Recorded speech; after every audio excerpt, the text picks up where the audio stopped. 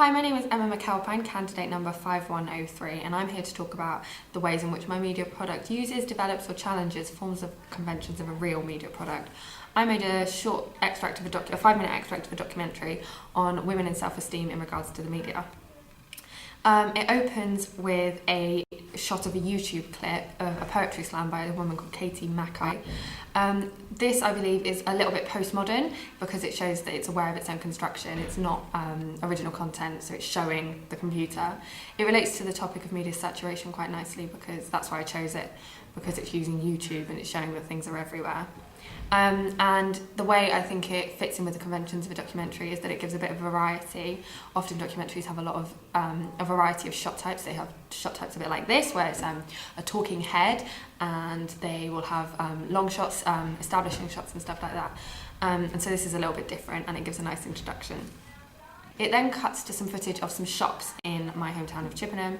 There's the magazine aisle of A.W.H. Smith and also the cosmetics department of a Boots. This also relates to the topic in hand, which is something that an establishing shot should do. For example, for the documentary with Stacey Dooley on Luton, there was a lot of shots of mosques because her topic was about Islam and the EDL, so there were a lot of establishing shots of Luton and London as a whole and things that were happening at the moment. I chose this shot type because it sets the scene. It also gives examples of real life situations that are relevant to my piece in terms of this is what young women are going to be seeing. They're going to be seeing magazines everywhere. They're going to be seeing airbrushed images. Again, it gives a bit of variety. Then we cut to some establishing shots of the school. This is very classic of a documentary as it shows what I seek to represent. For example, a documentary on America might have some shots of the Empire State Building and the Statue of Liberty, and a shot of London might have Big Ben, or a shot of, about the royal family might have corgis. It shows what I seek to represent, which is an age group, which is young women in particular, and it does set the scene that I'm in a school, and in the voiceover I say where I am. Next we cut to the interview stages. The mise-en-scène in this is very important. They're all in a similar situation. Some of them were in school uniforms because some of them are in the lower school. They're all in the same position, sort of about here, which was very important in terms of a documentary because it made the cuts really quick and really fluid. Another part which kind of goes against the conventions a little bit, sort of develops the conventions, is that I'm not in it as the presenter. Even though it is a participatory documentary, I chose to stand back from this. I'm actually obviously behind the camera. But I wanted it to be quite bare. There's the background, they're clearly in a school, you can see a teacher in some of the shots, but it's just them, it's just their opinion, and it's almost like a pod, like they come in and do their bit and then leave, which is quite classic of a documentary to have those sort of vox pop interviews, but I wasn't in it at all, so I wanted me to kind of, as the filmmaker, to stay back from it so that they could explore their own things without being prompted, without being encouraged by me as a presenter.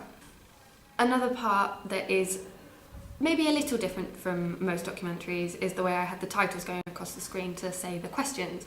I put music in the background and I wanted it all to be very fluid and very smooth, so I didn't want me to be in it saying the questions. And then finally we cut to me discussing my thoughts on the interviews. I'm still in the same place, I've got the school behind me, so that's quite classic to have that establishing shot, and also to do a piece to camera, like a link. That's very, in the documentary I watched with Stacey Dooley, in all of her documentaries really, some in Africa, some in London, she will do her bit, talk to people, go and find out, do her research, and then she'll do a piece to camera, which makes it a lot more personal and increases that whole participatory bit of an expositionary documentary where you go and find out the information and the viewer finds out it with you, but then you bring it back to you, make it a little bit more personal and talk about what you think. Because a lot of the things I wanted to do with this documentary is make it about how I thought about it, which is classic of a participatory documentary. What you're going on a journey with the presenter and he or she is taking you with him to find out the conclusion.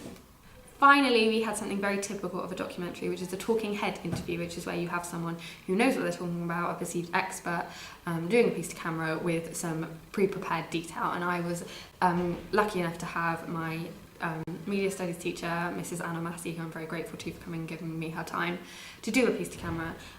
The setup of it, having the mise-en-scène, having her in a classroom. If you have a doctor, they might be in a doctor's surgery, or a professor might be in a library or a university building.